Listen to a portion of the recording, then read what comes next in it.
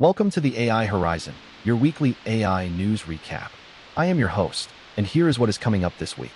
6 stories this week, and they are not small. Anthropic ships Claude Sonnet 5. The US lifts export restrictions on Fable and Mythos. OpenAI starts releasing GPT-5.6 customer at a time, with the White House watching. The European Parliament rewrites the AI Act.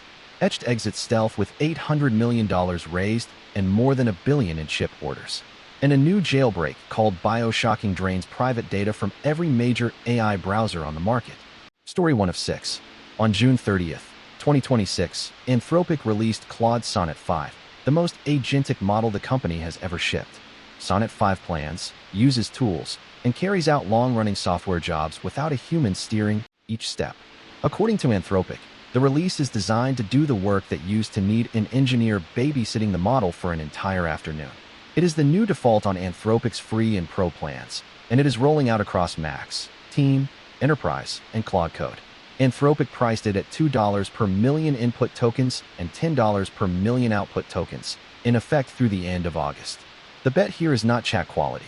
The bet is that this is the model that can finish a real multi-step coding job on its own. Write the code, run the tests, fix the bug, push the pull request. Story 2 of 6.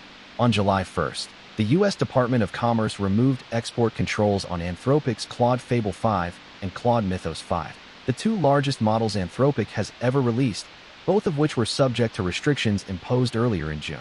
The move came after Anthropic deployed an updated safety classifier, and access is being restored from July 2nd. Commerce Secretary Howard Lutnick was the coordinating official. Anthropic had already received interim approval on June 26 to supply the models to U.S. organizations running critical infrastructure. The fact that the restrictions were lifted rather than tightened is the headline here. The policy window for AI is shifting from restriction to managed release, and the lesson for every lab is the same. Classifiers are now part of the export checklist. If your safety stack can pass commerce, your model can leave the country. Quick pause. If these stories are landing, hit subscribe. We have a new AI news recap every week, and next week's calendar is even bigger. Now back to the news. Story 3 of 6. OpenAI has begun releasing GPT-5.6 in a limited preview, and the Trump administration is approving access to it one customer at a time. Sam Altman told staff the government would be greenlighting access one customer at a time, with the Office of the National Cyber Director and the Office of Science and Technology Policy involved. A Trump executive order signed earlier in June established a voluntary framework for pre-release federal testing of frontier models. The voluntary framing is the part to watch. The testing is real, but the participation is opt-in, and any lab that signs up is now effectively shipping its flagship model through a federal approval pipeline. The practical effect is that the federal government now has a seat at the table for every flagship deployment, even if no one is calling it a license. Story 4 of 6. On June 16th, the European Parliament approved the Digital Omnibus, the first major amendment to the EU AI Act since it passed in 2024. The package passed 423 to 57, with 174 abstentions. It pushes high-risk AI deadlines to December 2027 for standalone systems and August 2028 for embedded products, giving vendors an extra 18 months to comply. It also moves the generative AI watermarking deadline up to December 2nd, 2026. And it adds a new ban on AI notification apps, software designed to undress people in images, and on AI-generated child sexual abuse material.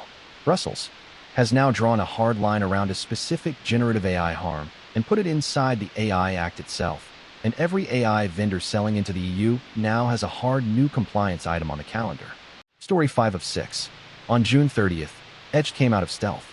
The company has raised $800 million total, including a $500 million round in December at a $5 billion post-money valuation. Etched has more than $1 billion in signed customer contracts for its first chip, a transformer-specialized AI inference accelerator built on TSMC's N4P process, and reports first-pass silicon success. The bet is the architecture. Etched is not building a general-purpose GPU.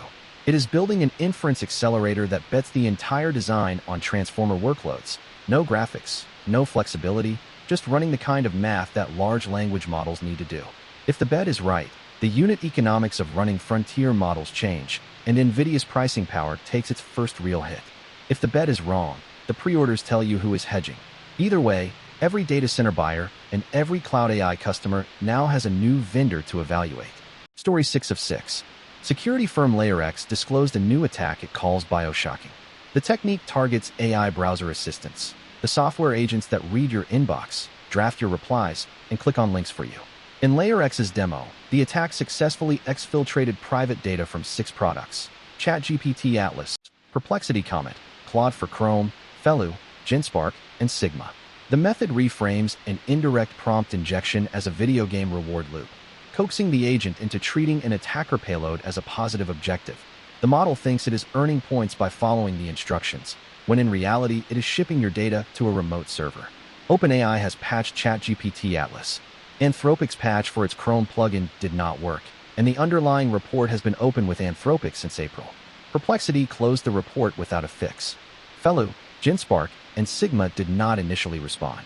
The cold open was not a hypothetical. The most popular AI browsers on the market are demonstrably vulnerable, and only one of the 3 biggest vendors has shipped a working fix. That is your week in AI. Subscribe so you do not miss next week's recap. The AI Horizon, out.